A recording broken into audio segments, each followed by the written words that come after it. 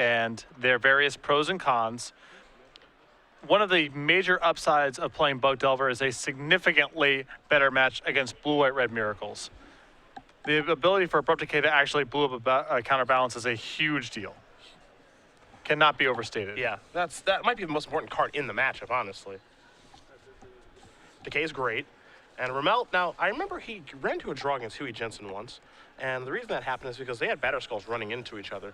But I don't see any Stone Forges or Batter Skulls this go-around, as I do look over the deck list. So I don't think we're going to see anything like that happen here. What we're going to see is Austin Williams play a Ponder to start things off. You see Remelt, he's got a hand with Force Will and some other cards there. It looks like both players should keep 7. So we're going to see how this does go. I don't know who this favors, honestly. It feels like there's a lot of back and forth, though. I think that this is a matchup that slightly favors Bug Delver, but only by the narrowest of margins. Underground Sea and a Ponder is where Austin Williams does begin things. He's going to keep that card on top, draws his card, kicks it back, does have a Daze and a Force of Will. You see Remelt draw a copy of Jace the Mind Sculptor before kicking it back over to Williams. And I think the tipping point is really just Abrupt Decay compared to the other Delver variants. Yeah, I think that's the most important card. And that's why I think Bug is doing pretty good in this matchup. If this were Rug, for example, I would feel very bad for Austin. But since he is Bug, it's, still tough, but doable. Here's a Tarmogoyf.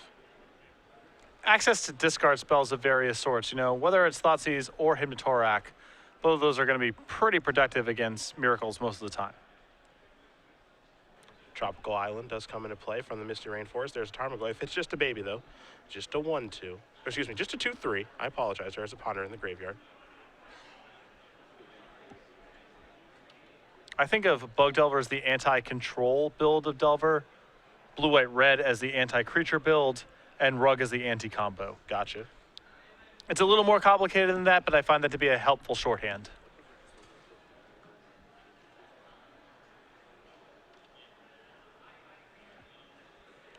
There's a sword. It's going to get a...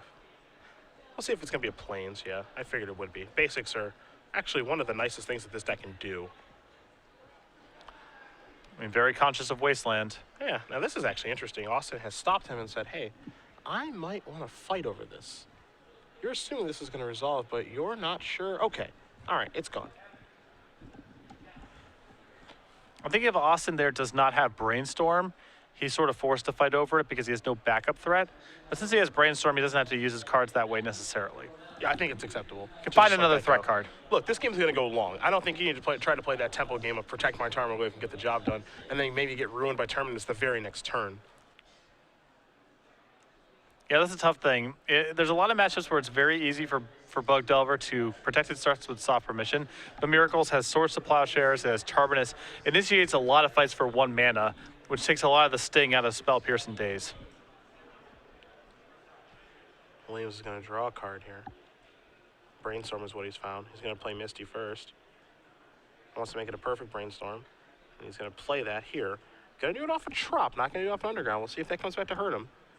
Well, he can always use the fetch land to go get one of his 2-mana plays. It does cut off him to Torak if that's the thing he finds to do. Yeah.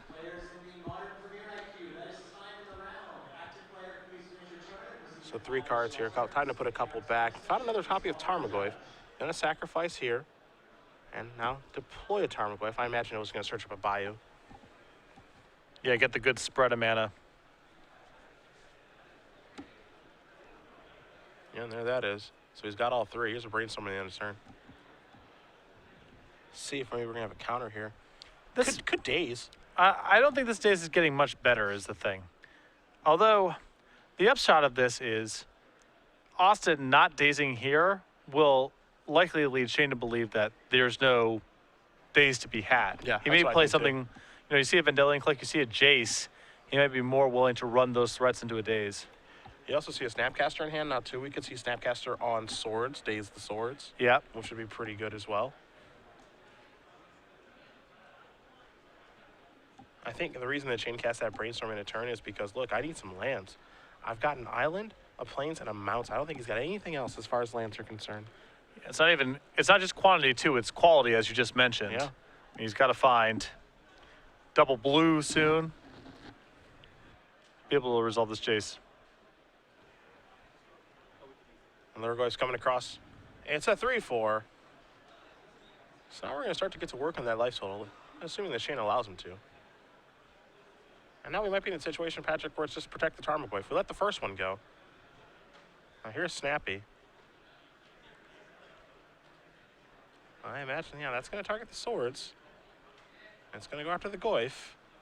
I think, yeah, you got to daze this one. Yeah. Make sure you float the mana. Yeah, and then you daze it. That's a force on blue card. So now we're going to have a big battle. Force on Brainstorm. We can see a forcible back. Yeah, I think Shane's trying to pick a path here of get the board clear and try to win with Jace. Yep. Now, he can still do that in the face of the Tarmogoyf. He can say, for example, play Jace, minus it, get it on the way back. So he doesn't have to win this fight right here. But you can see the line of play that Shane's trying to develop right now.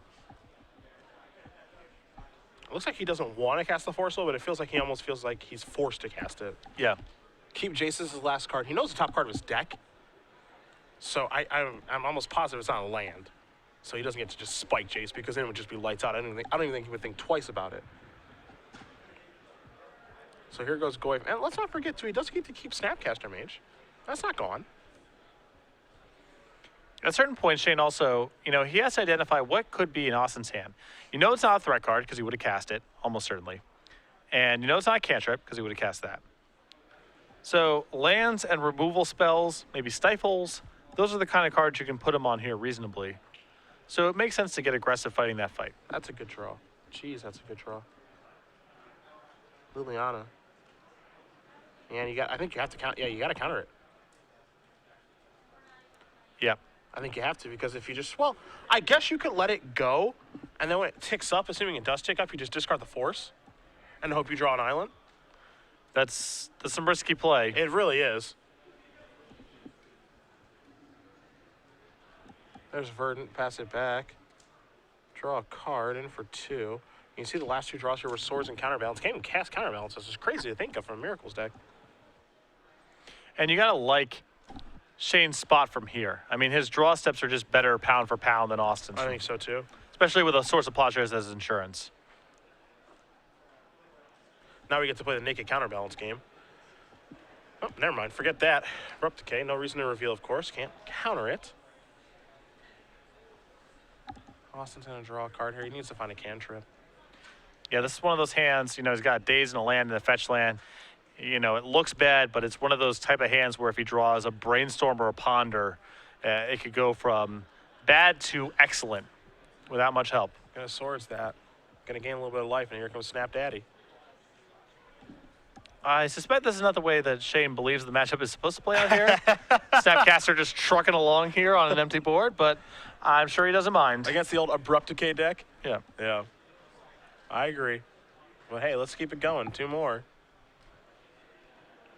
There's a Flood Strand. And the reason he's playing his lands here, of course, is to try to play it on Liliana, making him discard. However, by playing your lands, and here's the Tarmogoyf, 1, your opponent knows you have counter magic, but 2, if you draw a Brainstorm, it's actually pretty bad then. Yeah, so it's, I think that ultimately the tiebreaker in all of this is, because there's him to Torak, there's Liliana, but as you mentioned, there's incentives to keep lands in hand.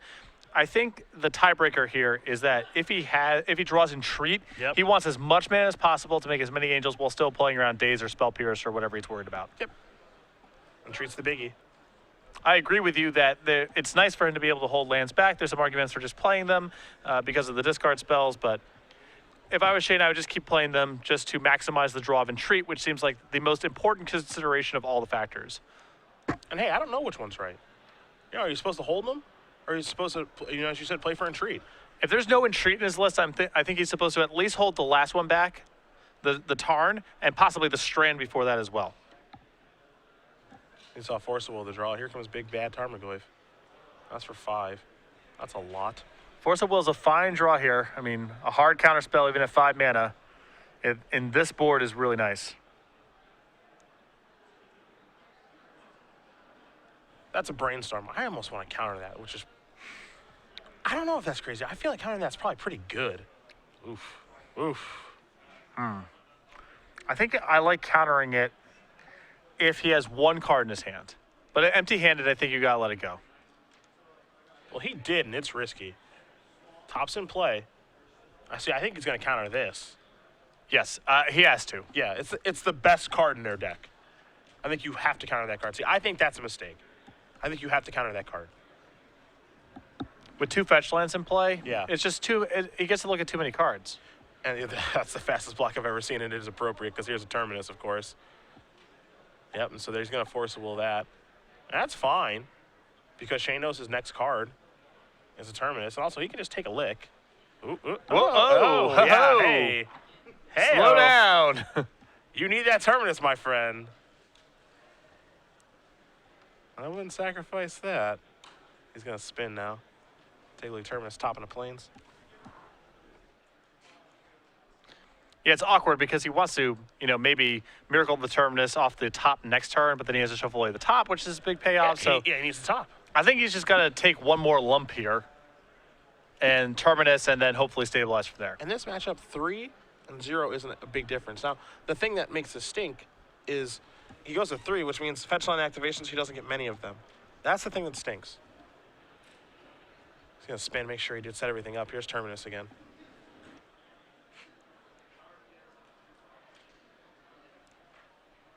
Bye-bye Tarmogoyf. Brainstorm the draw. There it is. Help is on the way. Yeah. Austin gets to put away some garbage, too. Here's looking at you, Daze.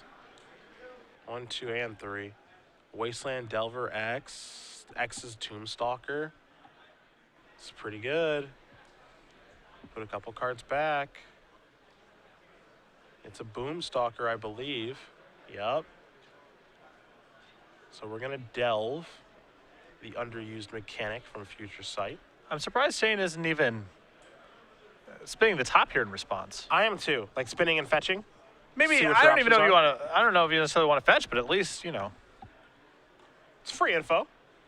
Okay, he's just waiting for costs to be paid. Okay. Okay, that's totally fine. Crack. To 2 he goes.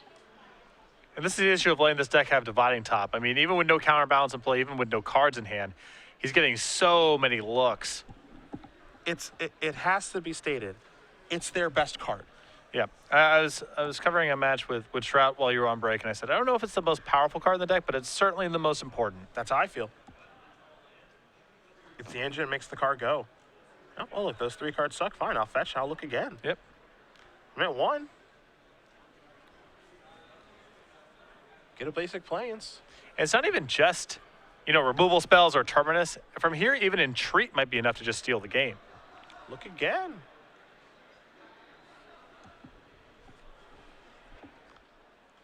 Although now, Shane, he can't all cast a force. And it looks like, well, he will get another look next turn because he draws for his turn and then looks again. But the top 3 here, no help. Just 2 lands and a top. Yeah, with all that fetching, not able to find anything on all 3 looks. And finally now, and it looks like Austin's holding back 1 threat here in case of Terminus. Aha. So now this is happening. I mean, you play around one thing and Yeah, if he played 2 threats, he'd be fine. Oh, my goodness. Just the Planeswalker, best Planeswalker of all time. No big deal. and of all the things to bounce too, something that's not easy to cast on the way back.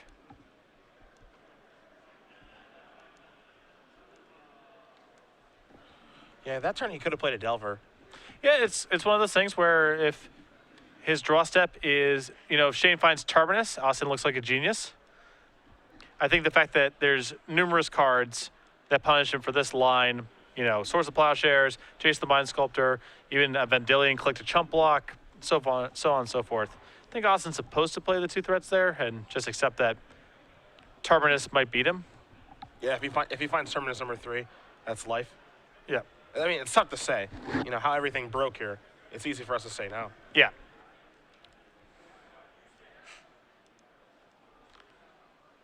Now, it looks like Austin has found another Delver, which may allow him to deploy several threats if he's feeling so inclined. Yep. I think you have to.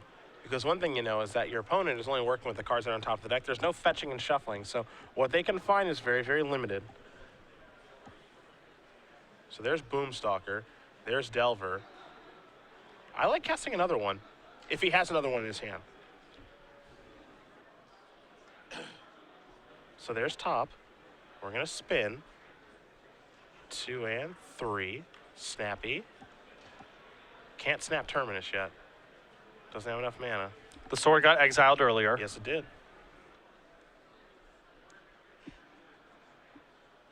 But there appears to be a second swords. That's not so bad. If the Delver doesn't flip, it's okay. I mean, this is fine regardless, right? He can just Jace the Tombstalker again. Yep. Go to next turn. Well, yeah, he goes. Oh yeah, sure. So he just goes bounce your Tombstalker, and then if your Delver flips, Snapcaster your swords. Yeah. Okay. Yeah, I like it. I like it. And what a threat to unsummon. This Tombstalker is getting harder and harder for Austin to get back into play. Let's make sure he bounces the right threat. I think it's Tombstalker. Yeah, let's get that out of here. Yeah, I want Austin recasting that one as many times as possible. Yeah, I agree. Take a look.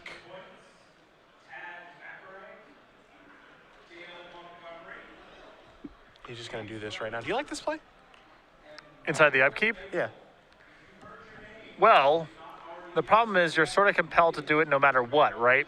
Because what if Austin doesn't flip and you just say attack? I guess you can go Snapcaster, target the plow, and then if Austin doesn't play anything, that's fine. You just let it go. Yeah, because then you get to brainstorm. You get to brainstorm with Jace. Also, I think there might be a brainstorm in his graveyard.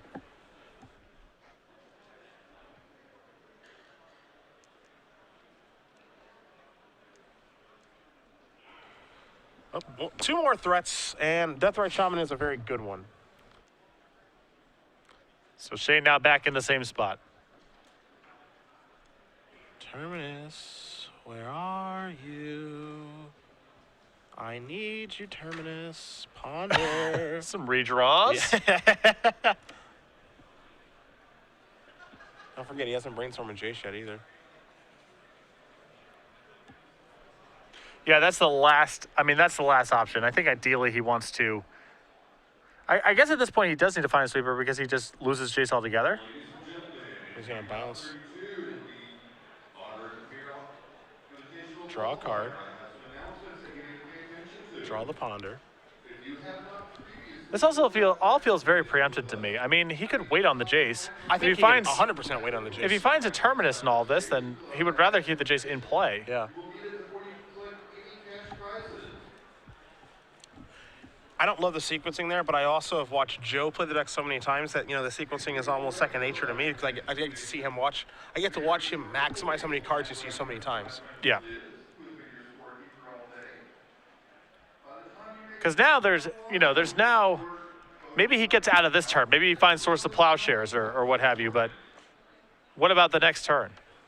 Delver flipping? Yes. Scoopy scoop. See you later.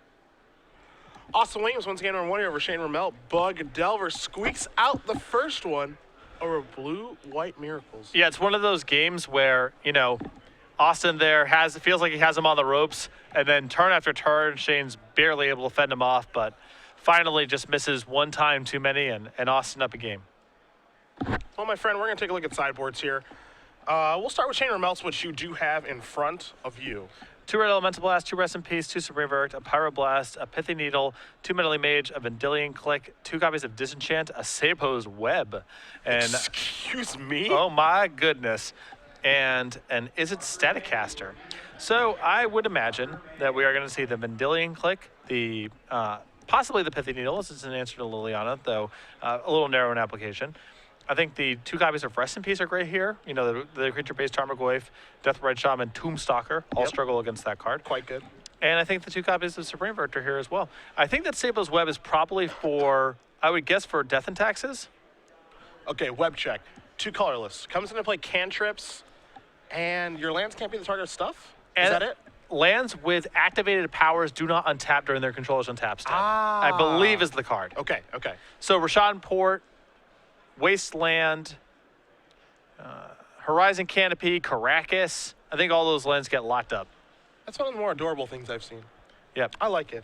What's Austin got?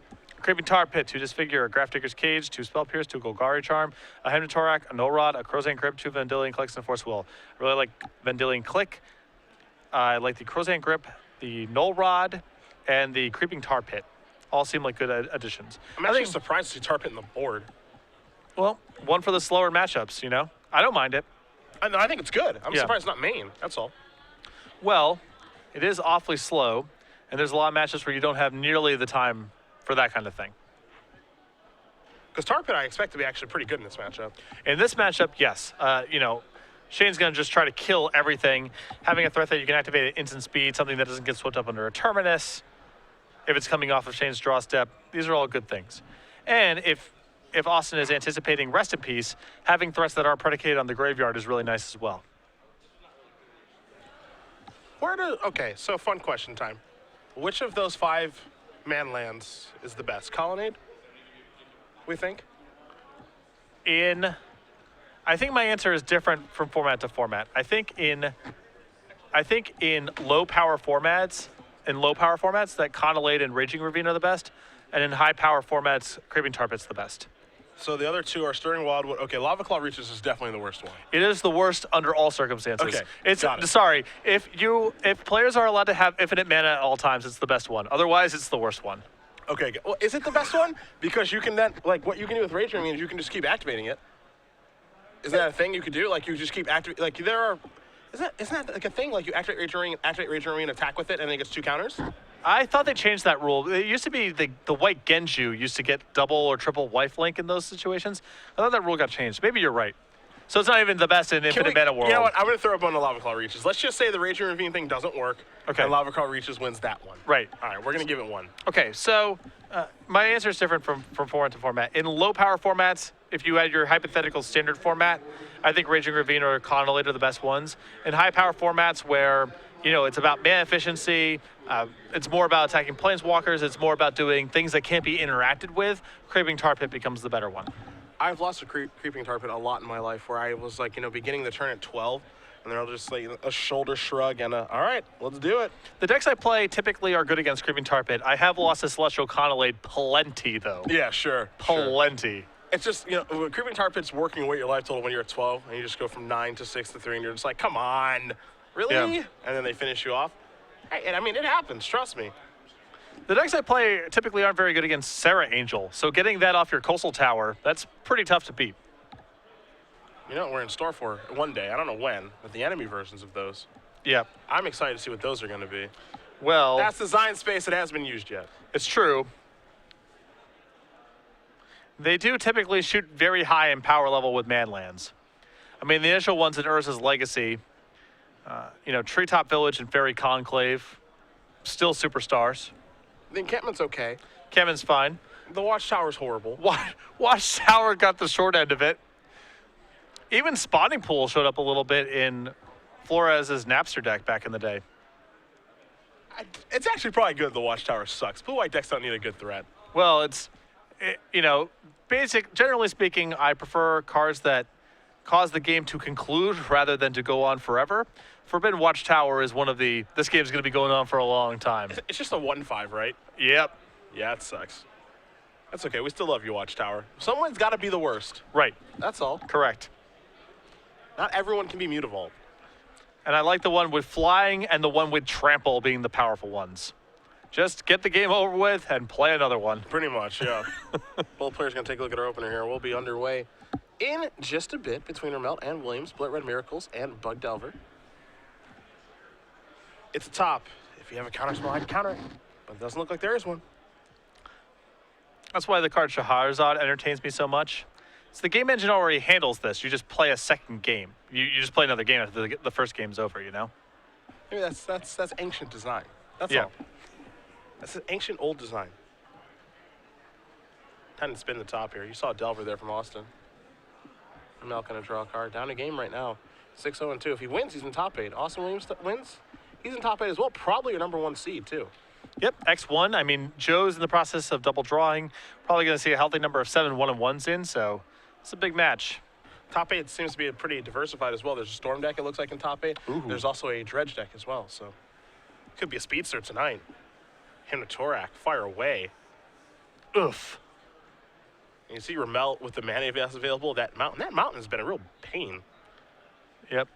And Torak is pretty ageless. I mean, the reaction that I had when it got cast against me 18 years ago is the same one that Shane just had. Just oof. Yeah, the air comes out from the stomach. Yeah. Your wind gets knocked out of you. And losing the rest in peace there, That stinks. that is really rough. I mean, Shane can't really cast anything right now. He's having problems with colors yet again. And rest in peace is really important. There's a Caracas. It's a juicy wasteland target. We'll take a look at the top card here with Delver. Ding, ding, ding. Give me a brainstorm. It's a rough hand here. Double white spell, double blue spell. Just a mountain chilling out in play. Yep. How about an attack for 3? Yep. Yeah, and there's a wasteland. Jeez. Shane's gonna spin. Take a look at the top 3. It's a Jace, a flooded strand at the top. That flooded strand could not be more important. Yeah, if that's a non-land there, this might be a wrap. Yeah. Here's that. Pass it back. Have to be a little wary of Stifle. Some Bug Delver decks do play that, but Shane not going to crack right away. I mean, in fact, Austin with 3 copies in his main deck, not sure if he kept them in. I have to believe you did. You can counter miracles with those.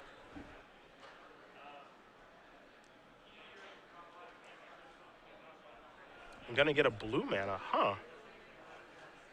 A little surprised by that. I mean, he could go get a blue and a white, but he could get a Tundra. But he's opting to go get just a basic island. Showing a lot of respect for another wasteland. Yeah, it's really a huge cost, but I don't know if in the same situation I would be willing to do that. I would probably get a little greedier. Well, there's another wasteland there. Here's a brainstorm. So maybe this play was correct. Maybe there was some sort of giveaway at the table. There are 2 more wastelands. Jeez, oh Pete. I would try to hide those wastelands if I was Austin. I mean, maybe you give up a spell here, but you may be able to trap Shane into getting it on basic.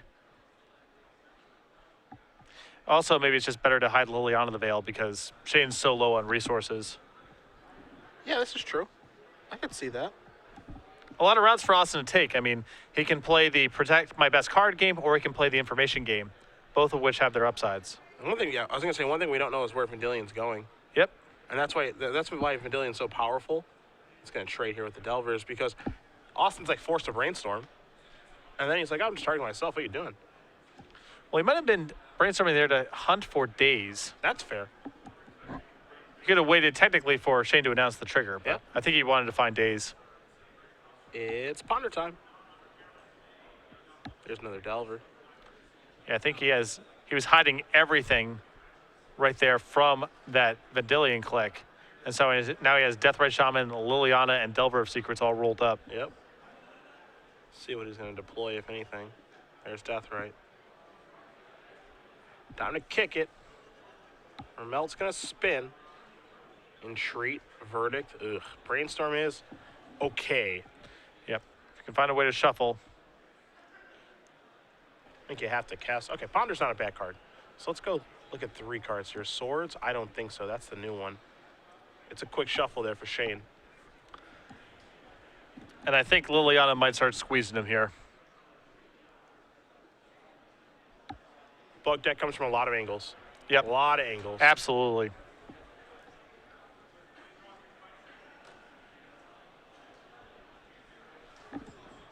There's an island. Another one. Jeez, oh Pete's. That's not what he wants. He needs white mana. And you mentioned how Liliana can put the squeeze on now. We'll see if Austin wants to actually cast it. Yeah, the green light's on. He says, let's do this. Yeah, Austin's hand is, I mean, it's 3 lands, so they're, plussing Liliana uncontested is pretty good against Miracles to begin with, and it's not like Austin has anything in his hand to protect, so Yep. go upstairs. Time to discard. There's Disenchant. There's an Underground Sea. Huh. I don't know how I mean, it's not insurmountable. It's not insurmountable. Excuse me. I mean, he's at 15.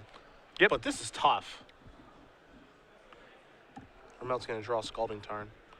Problem is he's going to be living off the top. Yep. Now that's, Fortunately for Shane, he has the best card possible for that sort of thing, which is top. Sensei's Divining Top. But he's taking some licks right now. His hand's going to get squeezed. It's going to be harder for him to set things up. We know Deathrite's going to go to work on the life total. Let's spin that top. We're actually going to cast a Brainstorm here first. 2, 3. Rest in peace is juicy. So you get to put 2 of these back and discard 1 of them. Yeah, so we can get rid of, I suppose, the Tarn here if he wants to. I think you discard the Tarn, you draw the Rest in Peace, you crack the land, get a Tundra, play Rest in Peace. I think is what I would want to do, because I want Terminus in my deck still. I don't want to lose one of those. You have so many looks at things. Yeah. And Shane has a lot of mana to function with, so I feel like he can get rid of the Tarn. He's got to keep one of those. And so he's going to discard Terminus. I'm a little surprised.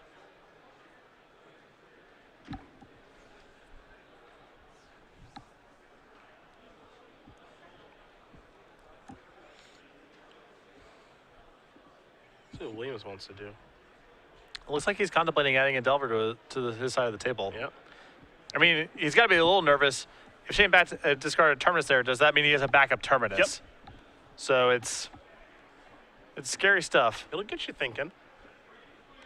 I think in this spot, if you're uncertain, it's better to err on the side of just cast the stuff in your hand because you have Liliana in play and you want to be plussing. This is another reason I like discarding the Tarn, because now what could happen is that once if you discard Tarn, maybe it's likely that he deploys Delver, but it looks like he's going to deploy Delver anyway. And then what you're able to do is, okay, I'm going to rearrange my top. Yeah. I'm going to put Terminus on top. And then I reveal Terminus, crack my Scalding Tarn with Terminus being revealed on the stack, go get a Tundra, kill both your creatures. Now I just have to try to beat a Liliana. And again, I'm doing pretty good against that with a top. And it's not even clear at this point how much, let's say, Rest in Peace matters, because the Delver can flip and Deathrite Shaman can attack for 1. Yeah, I agree with you.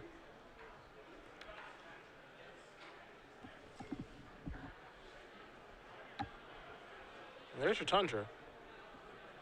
There's your Rest in Peace. Yeah, I think, and I think that Rest in Peace is a good card against this deck, for obvious reasons. Deathrite, Tombstalker, Tarmogoyf. However, it's not great in this particular situation. Yeah. It would have been great on the second or third turn. The initial one got hemmed away. Yeah. But now, you know, Austin has, if this Delver flips, 4 points of power play against an opponent who's on 12. And doesn't really need his graveyard going forward. Austin's going to check here for the top with the old Delver. It's a miss. But he's got a Wasteland. Yeah, I mean, he gets to have a good turn here. Yep. So see you later, Tundra. Liliana's ticking up. See you later, Wasteland. Jeez. And now here's an attack for just 2, of course, because Rest in Peace is in play. Now it's time to spin. Swords, Plains, Snap. Snapcaster's lost some of its legs here, but a 2-1 blocker wouldn't even be that bad. You might actually have to draw Snapcaster Mage just to start to get to work on Liliana. Yeah.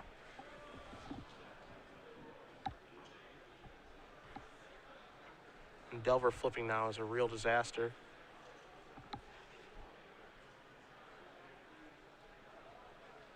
I guess what we could see here is, all right, draw the Swords of Plowshares, kill your Delver. That's not so bad. But Austin gets some pretty brutal splits here with this Liliana, I if agree. that's the sequence. We might actually see him go up to 7 and then down to 1. Maybe. There's something that's really attractive right now about splitting Plains Rest in Peace against X. I actually thought the same thing. Yeah. But it looks like Austin is taking your line. He's just going to plus the Liliana here as he fired off the Spell Pierce for not really any upside. Yeah, 7. Yeah, 7 to 1.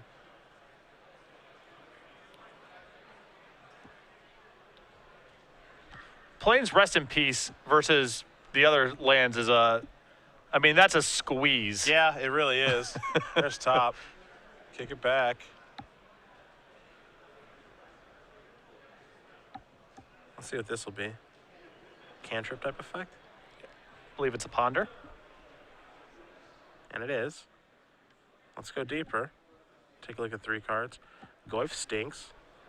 Deathright kind of stinks, and I think Delver's the other one, and that one stinks because it's not going to flip for a couple turns. Yeah, that feels like a shuffle to me.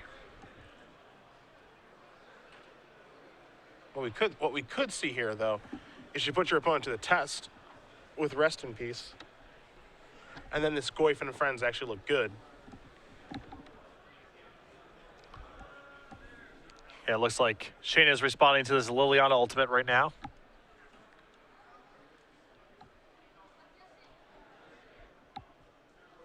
And there's nothing to be done with the top once Shane allows the trigger to resolve. Then the piles get split and he chooses something. So this is tough because no matter what he does, Austin's going to be working with the best possible information once Shane says, all right, the trigger resolves. Yep. Gonna draw a card with top. See what this is gonna be. 3.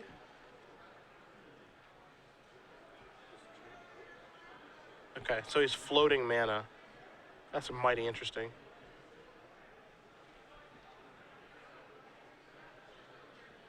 And he's got to be really careful about how he splits this. Yeah, this is a sort of thing where you take your time with this. This is a game-altering effect. To me, the most obvious, straightforward split is still Plains Rest in Peace against your other lands. Island times 3 and Mountain. Feels like he's kind of giving him an extra land.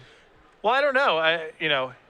This may be a slightly better split. Okay. Because I think the other way, he just definitely keeps his 4 lands. Okay. I think it's close, at any rate. I think this is also a reasonable split from Austin. As do I. Gonna attack with Deathright. I thought. Nope. Nothing in the graveyard to remove, so that's off. Yeah, so that's tapped from the Ponder. Now here's Delver. Okay. And there's your Snapcaster. Hi, Deathright Shaman. What's up? You hold your horses. Spin it. Maybe not. Maybe so.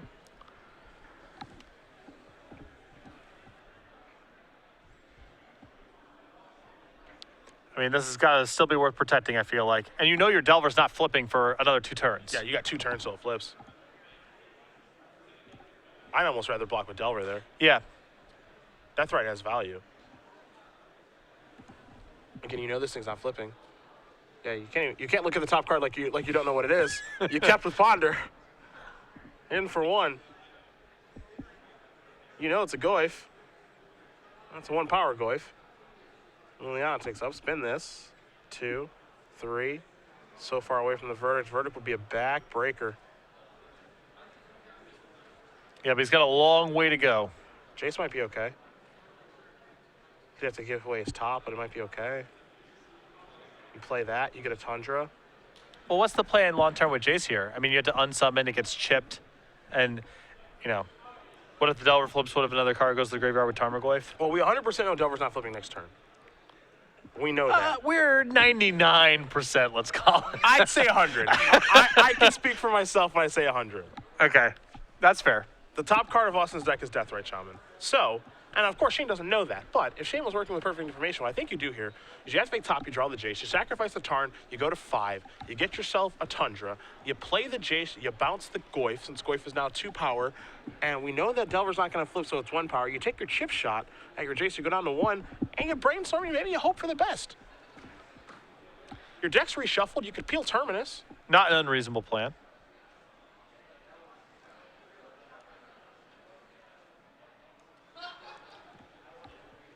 I feel like in this situation, you can't just say go. You have to do something. Now, if I knew if Terminus was in the top couple cards of my deck, that's a different situation. Yeah, then you can kind of try to engineer it. Yeah, I can try to rope a dope.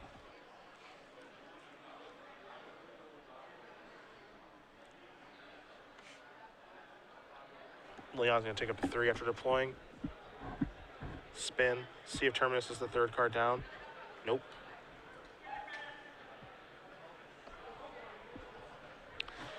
And now Jace is really not a reprieve. This is interesting, though, because Shane takes 2. He goes to 4.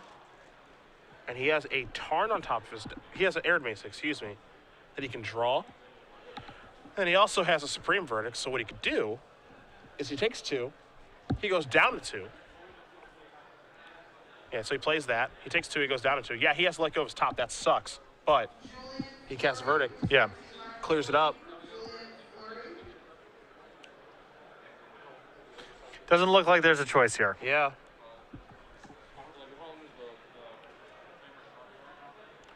Yeah, you can see Shane, he wants to give one more swing with the top, maybe in case there's something down there that prevents him from having to give up the top, but it seems like that's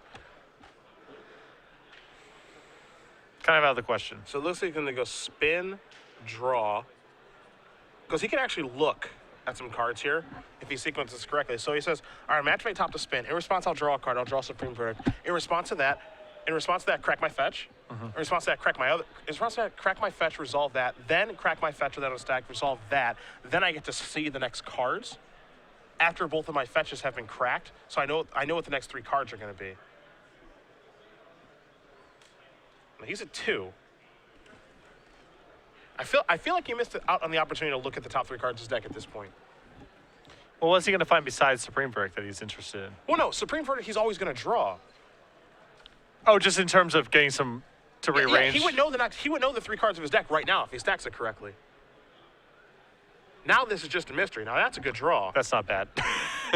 2, 3. Oh boy. Oh, it's turning. Treat on top.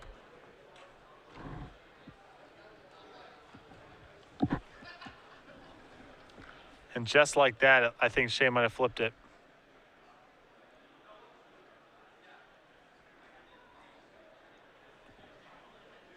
He's going to play Tarn. Yeah, okay. What's this going to be? Brainstorm's pretty big, actually. That's fine. I don't want to leak any info. Yeah. Shane may want to respond now to prevent Austin from finding a counterspell that mucks up this retreat.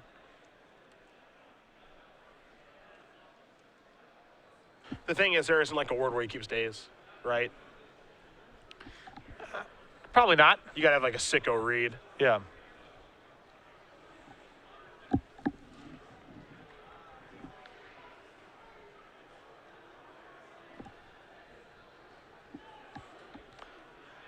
And now what's Austin going to do? It's awkward because he kind of wants to plus the Liliana again, but it doesn't seem like he can find anything he can just play. Yep.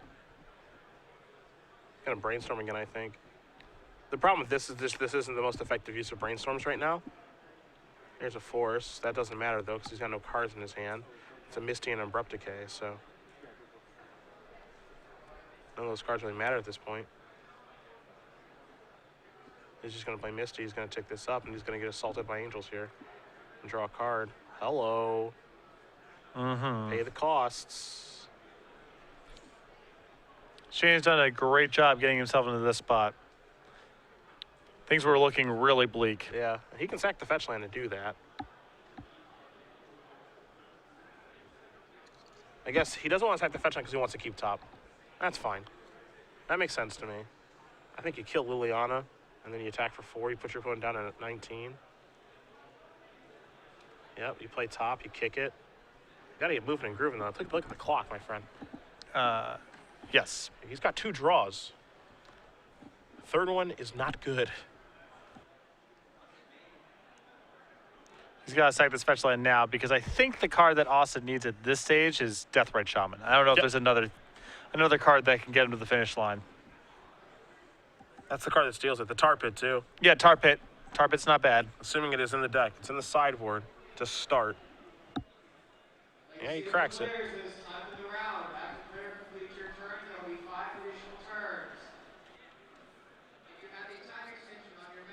Underground C gonna come in here. Also, keep in mind the clock here. We're under 6 minutes now.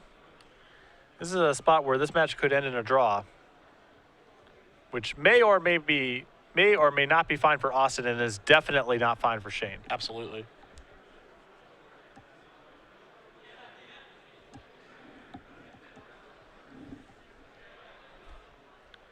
Yeah, that's force of will, and I don't think that's going to do it.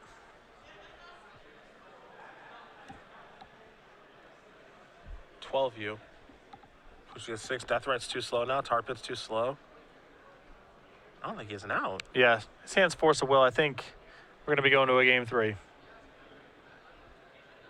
Yeah. Pass. Untap. Draw. Bash. Game.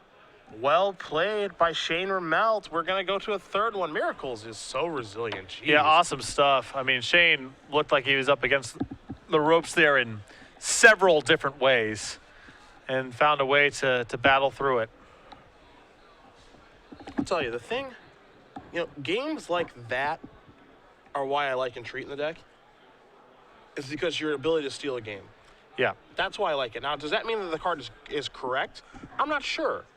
Brian Bronwyn, for example, plays the deck with Stoneforge Mystic and Batterskull. And he wins the games in a more traditional way. Joe has more creatures in his deck. He plays 3 Vendilion Clicks, a Venser, a Snapcaster, and then some number of Entreat the Angels, depending on the weekend. But I don't know. I like the ability to just kind of, players have to play around it. You can ambush people. You can close a game out fast. It's a 3 for counterbalance. It seems really nice. The thing about it, for me is just finishing the rounds in time. Yeah. That's the, Brian Bronwyn's list, I would be very concerned. If we're talking about unlimited time, maybe that list is better, maybe it's not. I'm not the most important person to make that kind of call. But if you're asking me which build do I want to play in a 9-round tournament, it's definitely one with Entreat. I agree. Because you got to be concerned about finishing your rounds. Yeah, you got to finish. I mean, Shane's over here with 2 draws. I'm willing to bet both of them were unintentional. Yep. And he's playing with Entreat. Yep. I mean, the games just go on for a long time. There's also, you can imagine, too, where the 2 draws, he's like, man, I was going to win. I just didn't have time. That's very real for this deck. And so now both players have to play speed Magic. And here's the thing. I've watched a lot of Magic in my life, as Austin's going to mulligan here. In Legacy, I don't think you can finish a game, especially in this matchup, that quickly. Because, look, it takes time to fetch. It takes time to brainstorm. It takes time to ponder. To top. Yeah, no matter how fast you play, that's seconds off the clock. You can't shortcut those actions. So I think we're headed into draw territory. Maybe one person concedes so that, one person makes a top 8. But a draw, I think, for Austin Williams is fine. It's unclear. We don't have that information, but Yep. a win is a first overall seed. Yeah, we know that. Austin going to hand of Tarmogoyf Brainstorm, 4 lands, 2 of which are Wasteland. He's going to keep. He wants to try to get done. Terminus is the first draw here. That's a Tarn. This is a Ponder. We'll see if he's going to get a basic island or a non-basic. I'd be surprised. Yeah, that's a basic. I'd be surprised if it was non-basic. I mean, look at this first turn here. Almost a minute. And what if Shane has to shuffle off of this Ponder?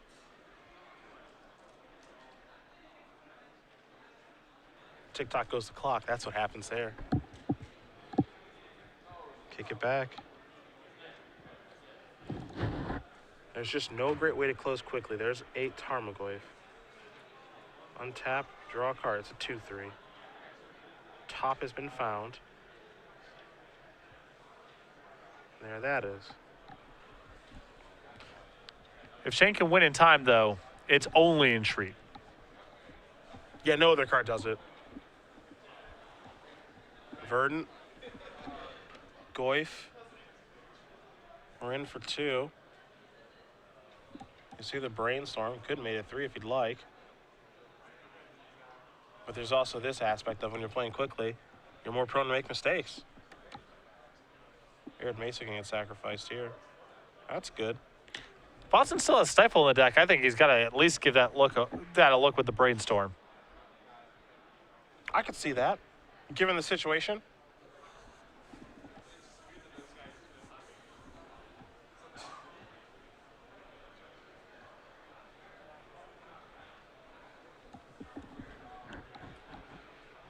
Couple of cards there. Jace Power Blast and Friends.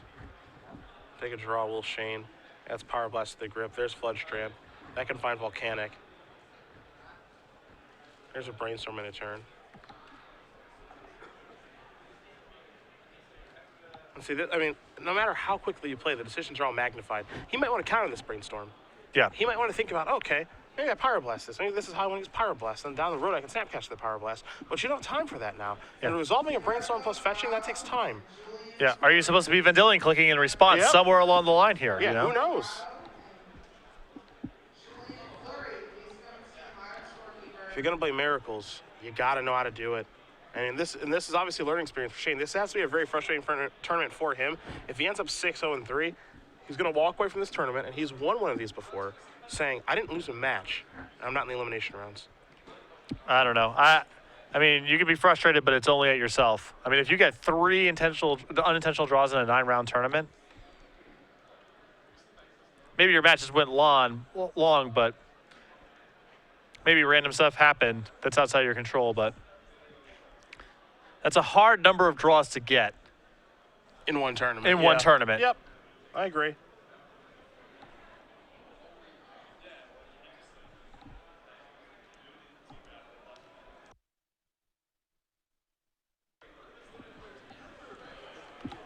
So the clock has hit 0. Beep.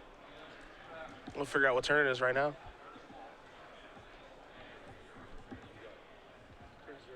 It's turn 0 right now, my friends.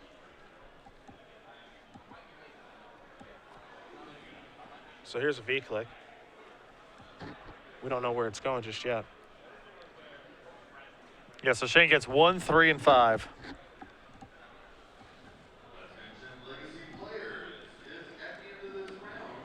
And there's Tarmogoyf and a Deathrite Shaman. Even though he does such a nice job of clocking the Liliana.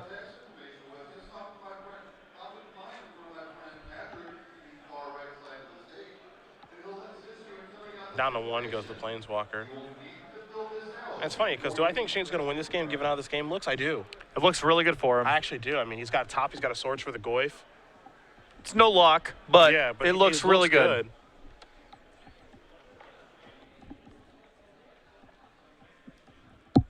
And there's just not enough time. See the hand. Terminus. So you can discard that one. Here's Bonder. There's Pyroblast. He's going to let that go. See the Spell Pierce, too. And now an Abrupt Decay in those top 3 almost certainly cement a draw here. Yeah, it kills the click. There's Goyf.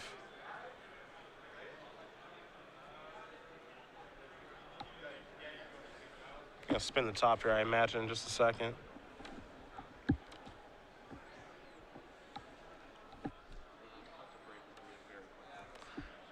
Yeah, Austin just figuring out if there's anything else he wants to add here.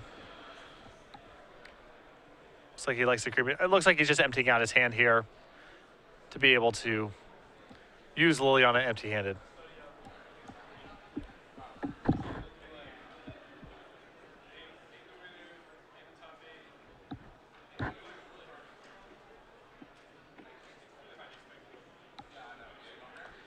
And there's that activation. Yeah. So There goes Pierce. Draw a card here. Snapcaster.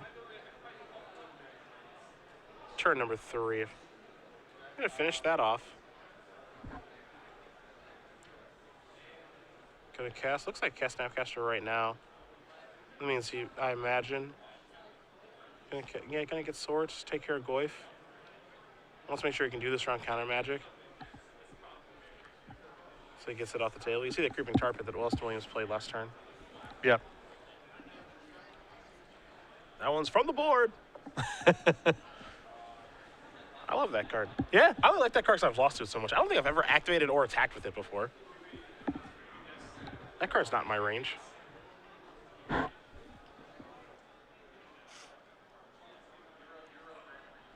And now, there's no entreat, and There's a him. I'll take care of a couple cards. this looks like a... And this is about as good. This is a draw right here. Yeah, and the game's still very much, in my mind, in the balance, I feel like it favors Shane. Yeah, I think he's ahead, but with Creeping Tar Pit and Deathrite Shaman, no creature removal in hand, I mean, it's a game. I guess Austin is at 25. Yeah. You get to get your racing shoes on. It's turn 5 now. Yep, there's an attack for 5. Williams going to go on 20. It's definitely a race at this point. Yeah. That should be the last turn of the game there, so. Yep. Yeah, that's going to do it.